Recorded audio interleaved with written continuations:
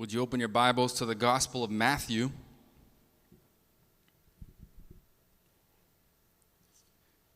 As we finish our last look in this 5-part Advent series that we've been in to wrap up our year. And we start a new year on Sunday, January 9th with a new book.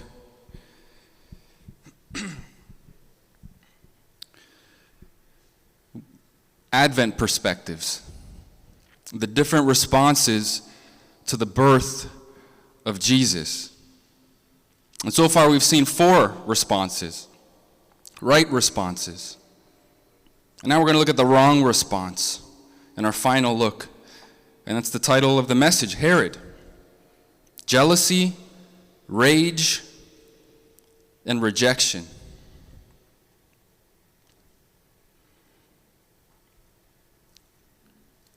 And we'll be looking at the rest of chapter 2, starting in verses 13 to 23, as we looked at the first 12 verses in the opening of the chapter, the visit of the Magi, last week. Paul Newman was a legendary newscaster. Some of you probably recall him. He died at the age of, I think, almost 90 in 2009. And in his early career, he tells an amazing story of God's sovereign, providential care over some soldiers, some American soldiers during World War II, many of which were Christians and fighting in the Pacific Front in Japan.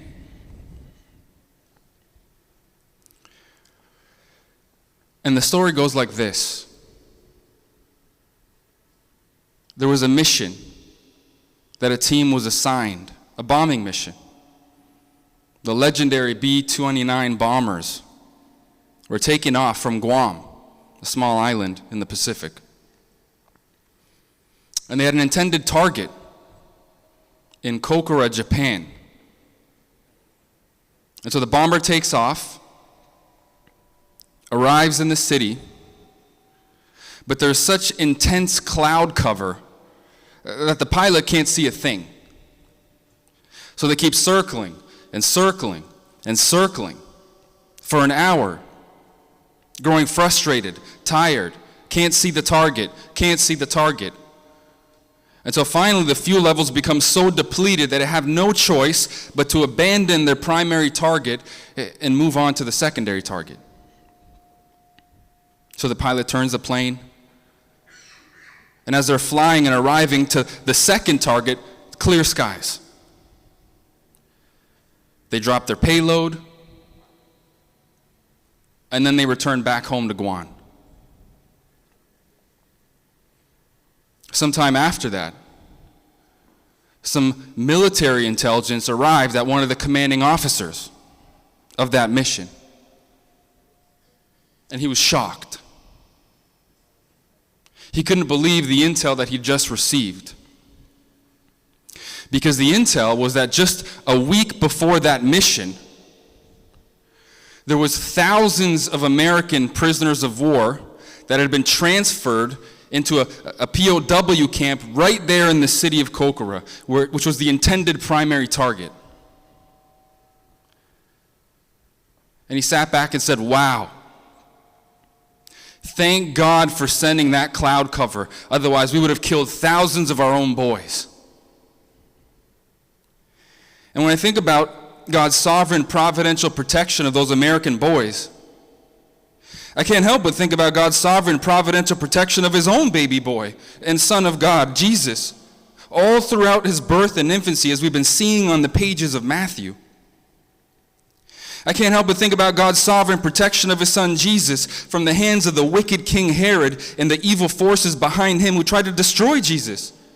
And he protected him through supernatural revelation given to Joseph and then to the Magi to ensure that the wicked king's murderous plots would not succeed. That's one of the main thrusts of the Christmas story and the narrative of Jesus' virginal conception and birth and infancy on the pages of Matthew's gospel. And it's really one of the main thrusts of his entire gospel. And it is this: God is sovereign over creation, he is sovereign over history, and in his sovereign control, he is unfolding history, and more specifically, salvation history, all according to how he said he would on the pages of the Old Testament, centuries and millennia earlier, at the precise moment he intends to, culminating in the revelation of his son Jesus, the promised Davidic king and Messiah and Savior, who came down from heaven to earth at the incarnation, God made flesh to be born of a virgin, all to rescue us from sin and death, and no one or nothing, not wicked men or women or the forces of evil behind them, not even Satan can thwart or frustrate or disrupt God's plans, God's purposes, or God's will in salvation and in history. And he will accomplish precisely what he has decreed and determined to accomplish, including the salvation of sinners by the sending of his Son, and no one or nothing will stop him. Yet wicked, corrupt, godless people will try, and have tried, like Herod, who in his jealousy and rage, desperate to hold on to his power and his position and his prestige, he orders the slaughter of innocent blood, all the baby boys in Bethlehem. And that's what I want us to look at in this final week in our Advent series. After seeing 4 right responses to the news of the born king, from Joseph's humble obedience, to Mary's faith and praise, to the shepherds and angels' glory and praise, and to the Magi's worship and praise, here's the wrong response. Here's what not to do. Hateful, jealous, rage, murder, and rejection of King Jesus. Because that will cost you eternity. As it did for Herod. And anyone who rejects Jesus until they breathe their last. And so by way of review, just to bring this all together, since this entire chapter in Matthew, chapter 2, is connected. It's one story of 2 kind of intertwined storylines as Matthew continues telling the Christmas story. He started off with the Magi. Right, we saw that. Jesus was born in Bethlehem in Judea, and these Magi, which means wise men, and from which we get that word in English, magician, which is exactly what they were. They were supposed to be magicians and astrologers and astronomers who were gifted and wise in interpreting the signs of the stars and dreams. Magi. They come all the way from the east. Whereabouts specifically in the east? We can't say for certain. Arabia, Egypt, Persia, Babylon. The point is it was far. They came long and far, and they came for a specific reason and for a specific purpose. Because they saw a sign in the sky, and it was a star, shining so bright, unlike any other star they'd ever seen, and they'd seen a lot of stars as astrologists. How did they know that the star was pointing to the birth of the King of the Jews? Well, centuries earlier, the Jews had been dispersed. You remember, after the exiles, first the northern kingdom in 722 BC, and then the southern kingdom in 586, where they were conquered and they were taken captive and dispersed throughout all the ancient Near East, including Persia and Babylon and Egypt, which means they brought their culture with them and their traditions with them, and their scriptures and religion with them, including the Old Testament prophecies concerning Messiah, this promised anointed one and king from the royal line of David, who would reign and rule on David's throne forever and of whose kingdom would be no end. They knew that. And evidently they believed it. So they traveled hundreds of miles just to see this king for themselves. And not just to see this king, it's to worship this king. So they could bow down towards this born king, a baby. And where better to look than the kingly city, Jerusalem? That's where they go first, right? The city of David, Israel's greatest king. They say, where is this born king? Show us. News reaches Herod's ears. And Herod, verse 3, he's deeply disturbed. He's terrified. He's frustrated. He's sweating. He's nervous. Why is he so nervous and disturbed and distraught? He's nervous because he knows he's an illegitimate king. His father was an Idumean and his mother was an Arabian. He's not even Jewish. He was an Edomite, Israel's sworn enemy in the Old Testament. So news of a born king who has royal, regal blood, perhaps even the blood of David flowing through his veins, that's a serious threat to his reign and his rule and his position. And he's terrified at the prospect of losing that. So what does he do? He gathers together all the wise men of Israel, if you will, the magi of Israel, right? The religious elite, the scribes and the chief priests, he says. The scribes were mainly Pharisaic in their interpretation of the Old Testament law and their traditions, and then the Sadducees, who were the chief priests, who had a slightly different interpretation. But he's not taking any chances, so he brings together these groups which are antithetical towards each other just so he can get the answer straight. Where is the Christ, he says, this Messiah to be born? They go, they do their homework, they search the scriptures, they come back and they tell him, in Bethlehem of Judea. And then his gears start grinding. And he starts concocting a most sinister plot. And he calls the magi back, the wise men, into a private meeting in the back room. He says, hey, you know what? I found out where the Messiah, the Christ, is to be born. He's in Bethlehem of Judea. Why don't you go? And when you go and you find him, you come back to me and tell me so that I too can come and give him my gifts of worship and adoration.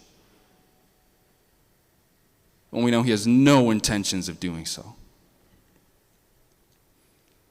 And so they go to Bethlehem, and they do find him, and they bow down and worship the king, and give him gifts fit for a king, gold, frankincense, and myrrh.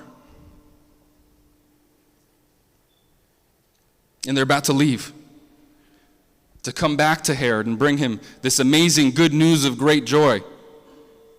But verse 12, God intervenes again, as we've seen his hand throughout this entire narrative, sovereignly through dreams given to Joseph and now even to the Magi. He says, don't go to Herod.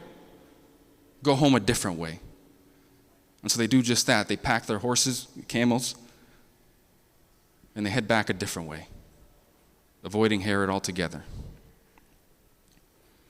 Which brings us to verse 13. Now when they had departed, behold, an angel of the Lord appeared to Joseph in a dream and said, rise, take the child and his mother and flee to Egypt and remain there until I tell you, for Herod is about to search for the child to destroy him. And he rose and took the child and his mother by night and departed to Egypt. Another dream. The second dream already to Joseph. An angel of the Lord. And one had just appeared to the Magi. God's fingerprints are all over this. God's plan and purpose and redemption will not be thwarted. And so he leaves right away, instantly, at night, through the cover of darkness to be sure. He's not taking any chances. Bethlehem was only 6 miles away. Herod could be there that night if the Magi went back and gave him the news, or the very next day.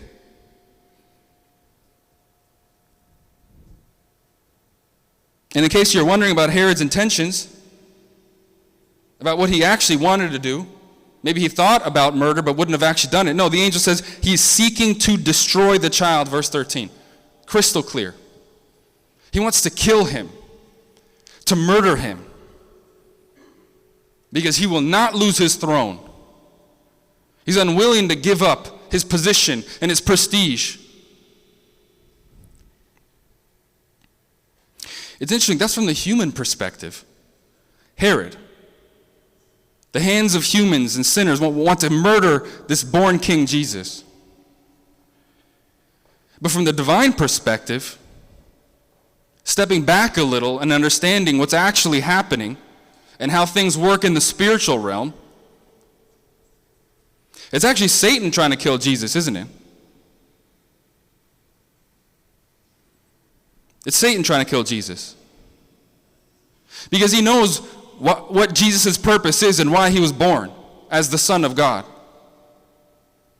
I'm not saying he has perfect knowledge and understanding all of God's ways and his plans. No, it's a mystery. Only God knows that. No, Satan is not omniscient. God is omniscient. But he knows. He knows the Old Testament scriptures. He understands the Old Testament sacrificial system as blood always needing to be spilled for the remission of sin. I think he has a general understanding of what's going on here in history, uniquely, the Son of God made flesh. After all, he sought to kill Jesus so many times in his life, didn't he? This is just the first time, right away from his birth, to prevent him from going to the cross to accomplish what he knows what the cross will accomplish. So he uses the hands of wicked men and sinners to try to snuff out his life early before he can complete his mission. He did it at Jesus' birth. He does it a few chapters later, as you see in Matthew 4, in the desert during Jesus' temptation. What does he say to him? Throw yourself off this temple. Do it. And he even quotes the Old Testament scripture in Psalm 91. Doesn't it say that the angels will carry you, not even a stone will touch the tip of your toe? No harm will come to you. Throw yourself off a cliff. Even in his own hometown in Nazareth, as you keep reading in Luke 4, it says his own people, they tried to throw him off a cliff. And Satan behind them.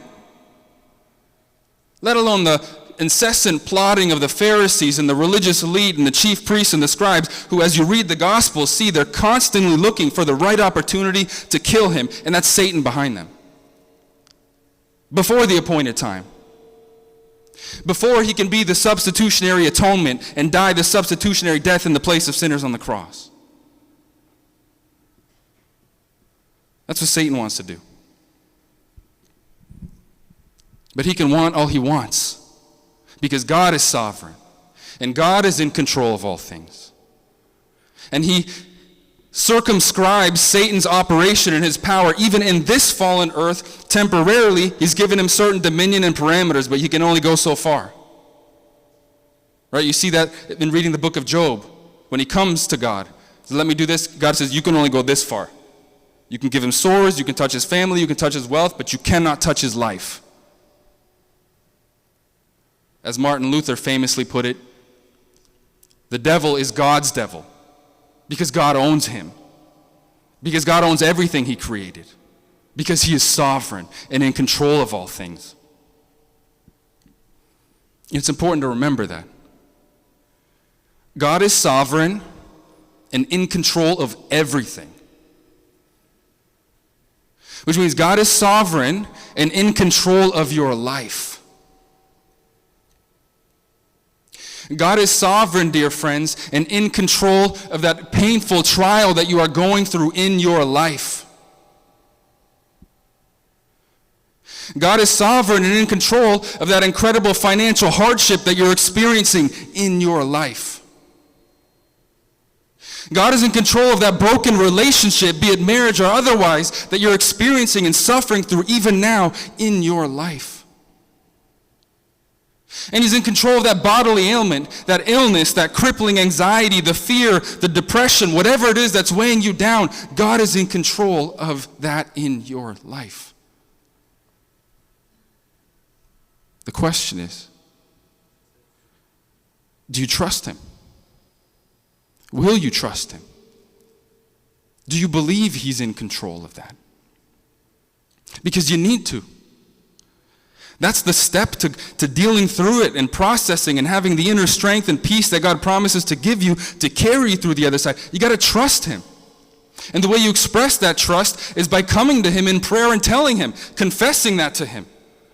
Pouring out your heart before him. Yes, telling him how much you need his strengthening, how much you need his mercy, how much you need his grace, how painful this is for you to go through. Yes, all of that, but understanding and telling him and recognizing in the end that he has a greater purpose for himself, to glorify himself and to make you stronger by carrying you through this, and he will carry you through the other side. You got to tell him that. And he understands it's hard. He knows more than anyone. We have a sympathetic high priest, the writer of Hebrews says, one who is tempted in every way as we are because he took on human flesh, so he knows what it's like to fight temptation and to experience suffering. After all, he was tempted by the devil uniquely for 40 days and 40 nights, and none of us could withstand that. And yet he was without sin, the writer of Hebrews says. So let us come to him and the throne of grace to find mercy in time of need. But you got to come to him, and you got to come to him in faith, taking him at his word,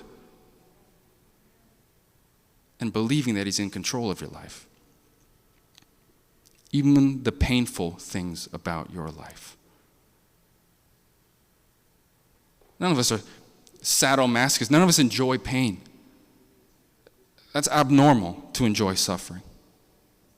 But knowing and recognizing and believing that through that suffering, God is working something amazing in and through us, and it's all to the praise of his glorious grace. That's what we got to do.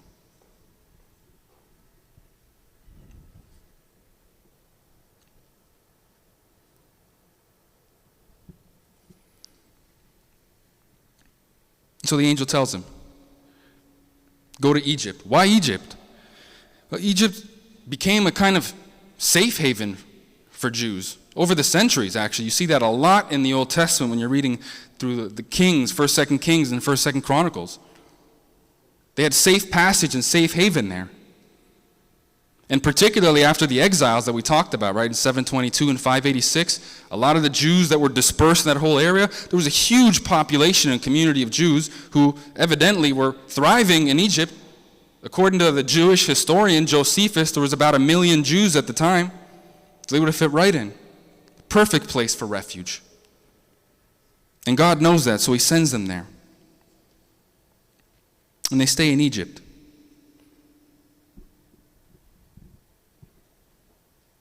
Verse 15, and they stayed there until the death of Herod, which was spoken to fulfill what the Lord had spoken by the prophet, out of Egypt I called my son. And here you have another fulfillment passage. When you read the Gospel of Matthew, it's over 60 times that he quotes the Old Testament. Because he really wants us to know that Jesus is the fulfillment of the Old Testament prophecies concerning Messiah and the Davidic Savior and King. So you see this a lot. This is already the third time we've seen it. In fulfillment. What was the word spoken by the prophet? Out of Egypt I called my son. That's from Hosea 11:1. Hosea 11:1. And you need to understand something about biblical prophecy, that there's a kind of near and immediate fulfillment to which the prophet, under the inspiration of the Spirit and God, was speaking to the people or writing to the people. And then there's a far fulfillment in the future. A fuller fulfillment, if you will, which, when they're concerning Messiah or Christ, are fulfilled in him. And so that's what we see here. Matthew's saying, here's the full fulfillment of what Hosea meant and wrote, even if at the time he didn't fully understand what he was writing, because God did give revelation in Old Testament times, even without full understanding or knowledge. And Jesus, you see this a lot, he's kind of like the typological Israel. He's representative of Israel. Israel, the people of God, as they should have been. Right? They're supposed to be a light to the nations, and they failed in their mission. There was constant apostasy, constant rebellion, constant turning away, and Jesus is Israel as they should have been. Doing perfectly the will of God and accomplishing the purpose for which God had set out for him. He is Israel. And so he's saying, just as Israel was in Egypt, right? Remember, Jacob fled there, and God actually protected and preserved Israel during their time in Egypt. They thrived under Joseph for 430 years. In the same way now, he's protecting his son in Egypt. And just like he delivered and he called Israel out of Egypt, he will soon call his son, the Son of God, Jesus, the Davidic Messiah, out of Egypt to start his mission of salvation.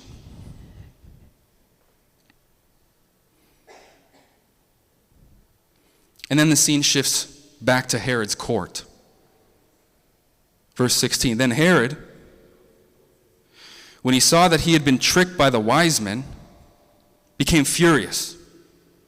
And he sent and killed all the male children in Bethlehem and all that region who were 2 years old or under, according to the time that he had ascertained from the wise men. Herod realizes he's been tricked, duped, made a fool of. And that diabolical rage that had filled him at so many times in his life already consumes him. Consumes him. And he remembers what the Magi had told him, that they first saw the star about 2 years ago.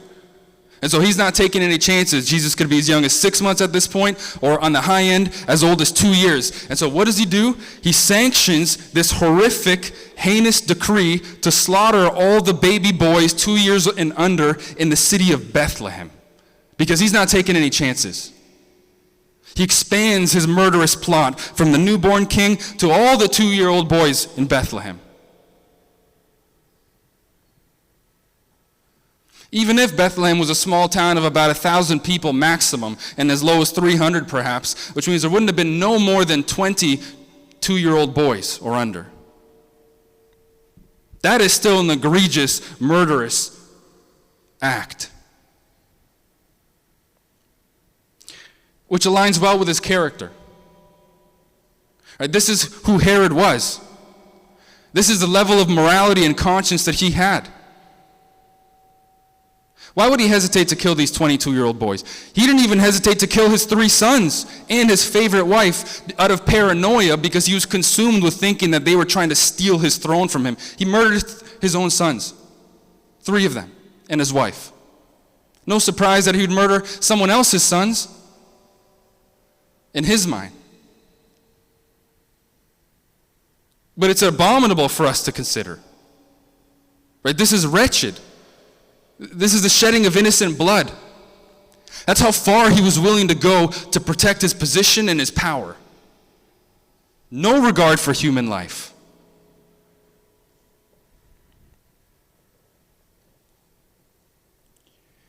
And how can we not see the parallel in today's society? When in this country and across the world, the sanctioning of murdering babies is being approved. 1 million a year in this country. 73 million across the world, globally, a year.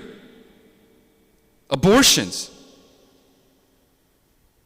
They say 6 out of every 10 unintended pregnancies is aborted worldwide.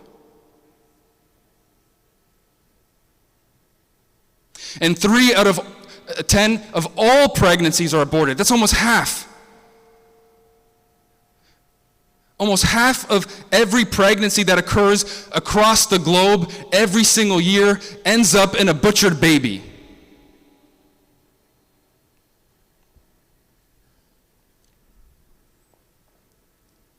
A baby. And in places around the world, including in this country, actually in all 50 states, abortion is sanctioned and legal up to 20 weeks. That's half term. Half term. When the baby has 10 fingers and 10 toes and eyebrows and cheekbones and lips and nose and eyes and ears of a human being.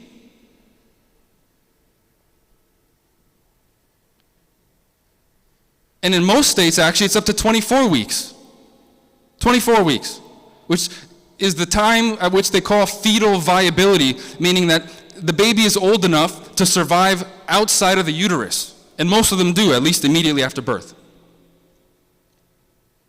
And in a few very, very wicked states and places, they even have full-term abortions, with some pushing for live birth abortions as we speak.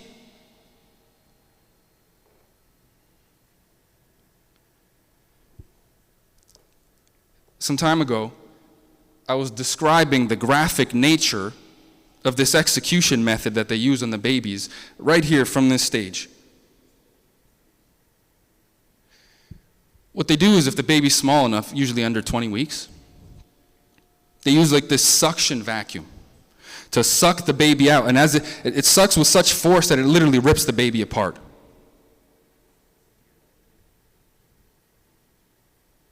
If the baby is big enough, too big, now they have to use a different method. Dilation and evacuation. Oh, it sounds so peaceful.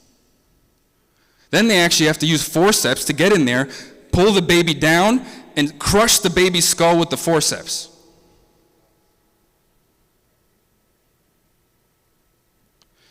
And if the baby's too big for that, here's the grand finale. 24 weeks and over.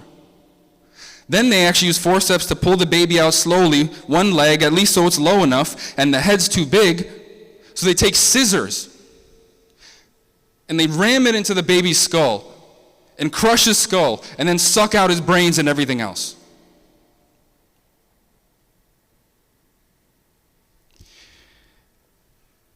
And a man came up to me after that message. A man who had been reading his Bible his whole life for decades, every single day. And he said, you know, I don't think you should have described abortion like that. It was so graphic. I think you might have offended a lot of people. I said they needed to be offended because it's true. It's offensive to me, and more importantly, offensive to the holy God to do that to someone who's been created in his image. That's no regard for the sanctity of life.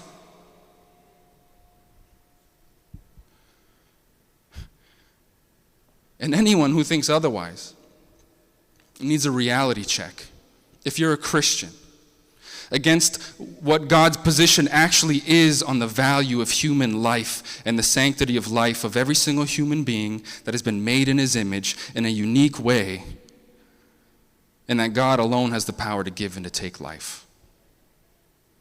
And the horrific vengeance and judgment that he will wreak on those who shed innocent blood. And there's certainly no more innocent blood than children and babies.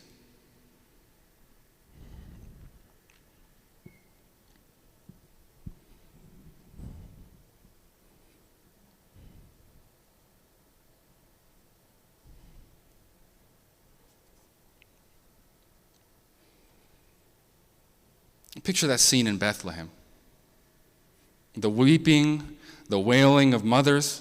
Imagine a soldier barging into your house with a sword, ripping your baby out of your arms, and dashing it into pieces right in front of your eyes.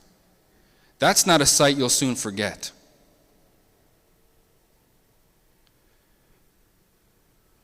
Talk about the beauty and the wonder and the glory of that first Christmas night in Bethlehem when Jesus was born, and then you fast forward 2 years to this night of hell. Heaven came down to earth in the person of the Son of God made flesh, and Satan came to work 2 years later.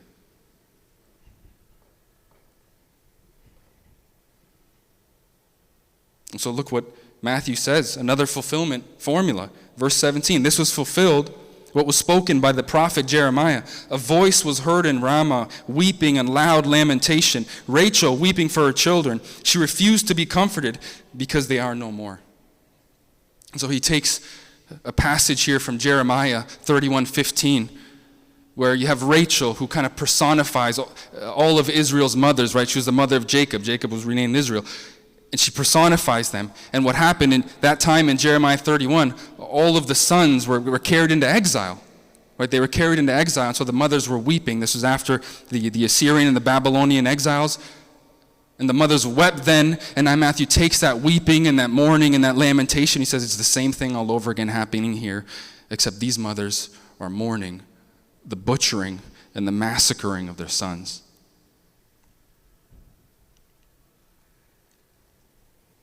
Because they are no more.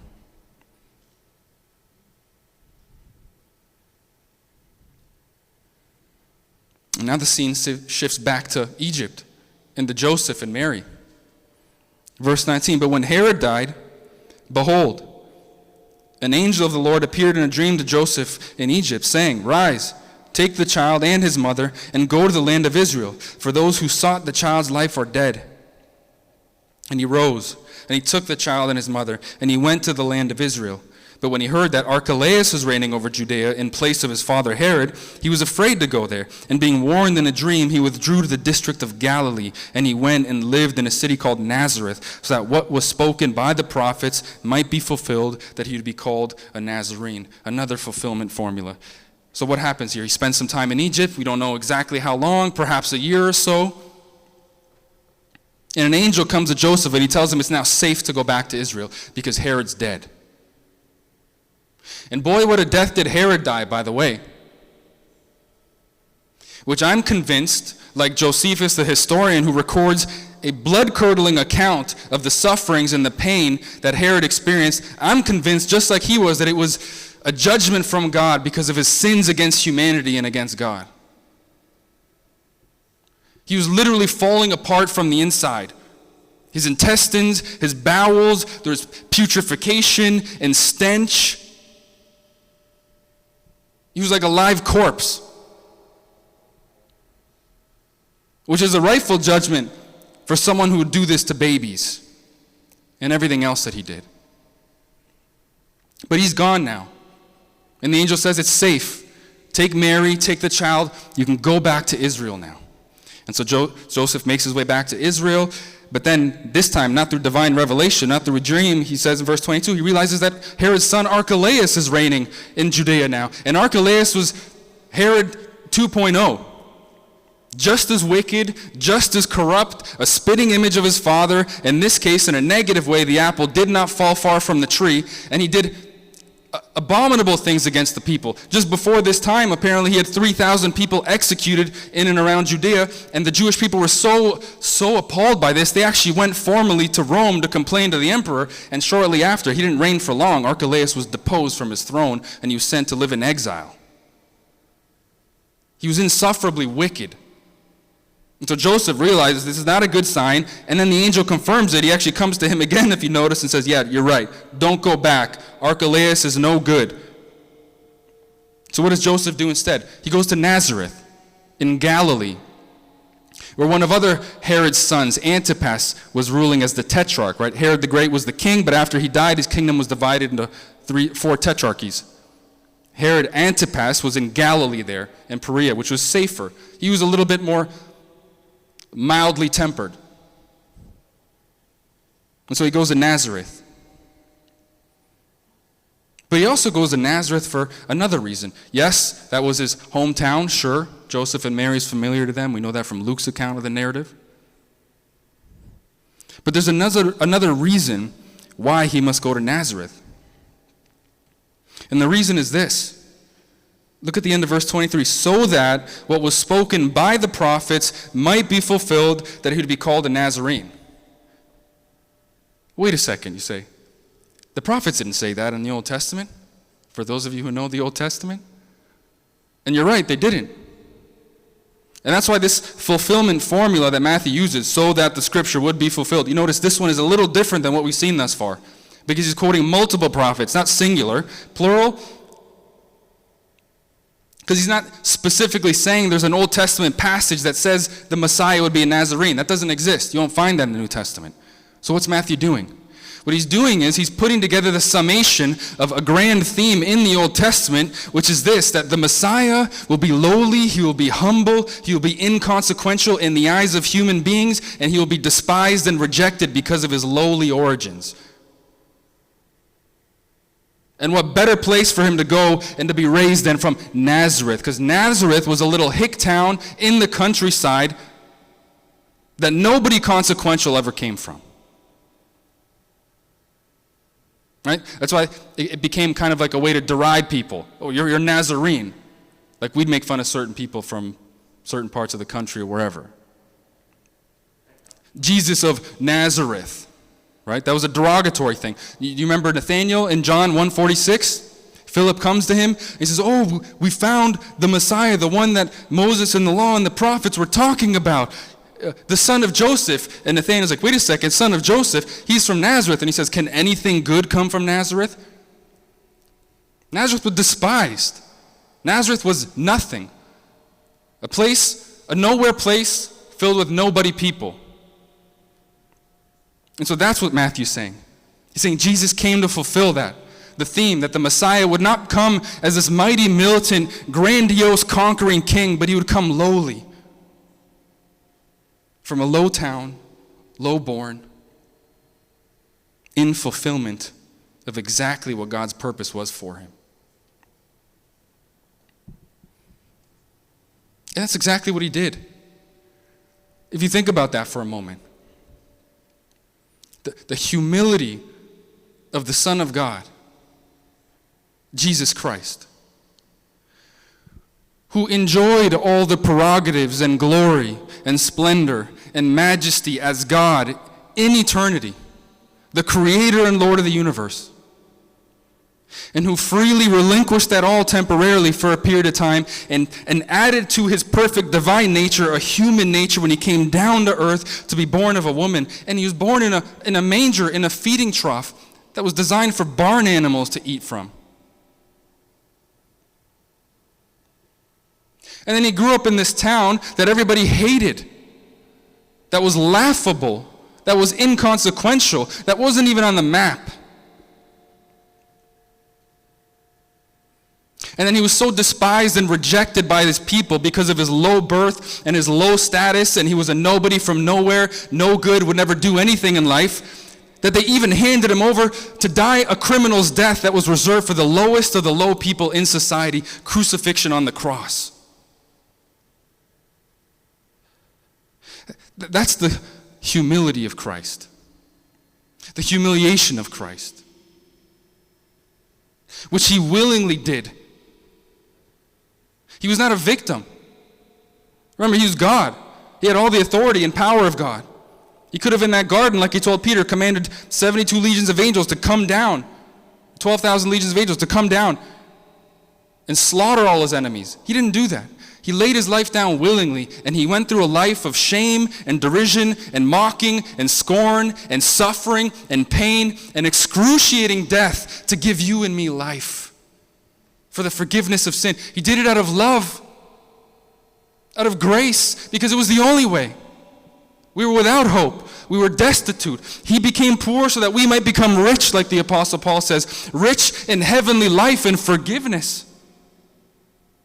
Well, what kind of king is this? What kind of king dies for his subjects? This kind of king, the eternal Son of God and true Davidic Messiah and promised king. That's what he did. And he did it as an example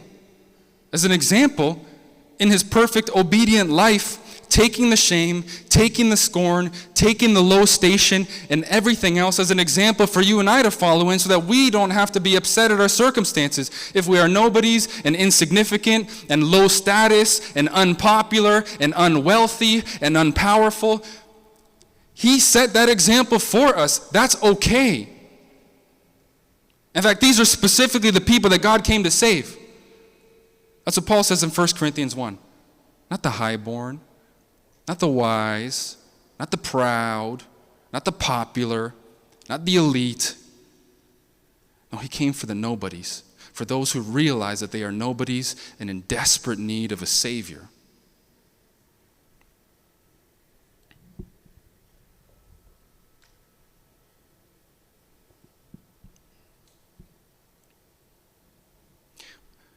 An amazing paradox, a poetical way to even understand what Jesus did and who he was simultaneously, humbling himself to come down to earth as the God who created and sustains the universe. Someone once said it this way: as Mary was holding the baby Jesus in her arms, he was upholding and sustaining the universe at the same time. That's what Paul says in Colossians 1:17. He holds all things together.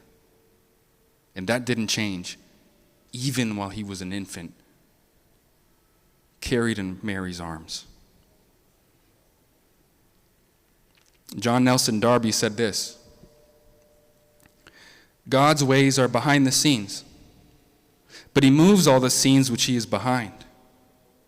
We have to learn this and let him work.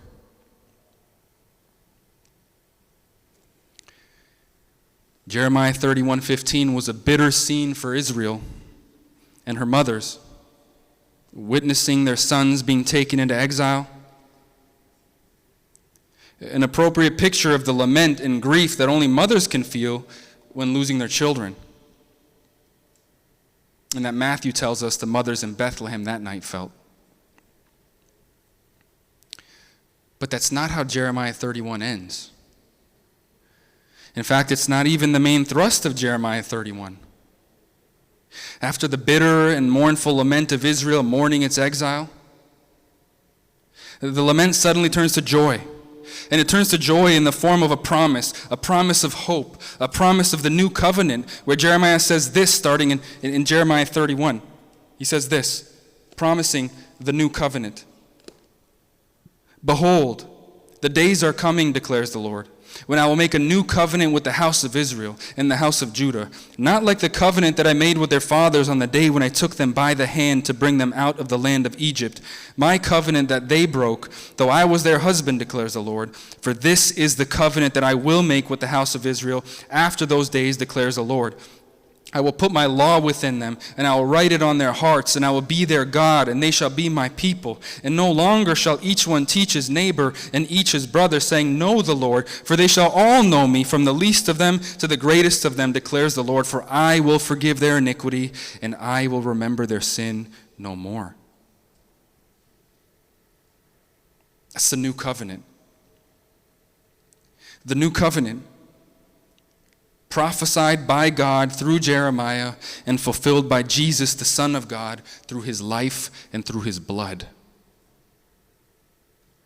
And the fulfillment of this new covenant and plan of salvation began 2,000 years ago in the small town of Bethlehem in a feeding trough against all human odds because of the sovereign power, mercy, grace, and love of God towards sinners. Would you bow with me?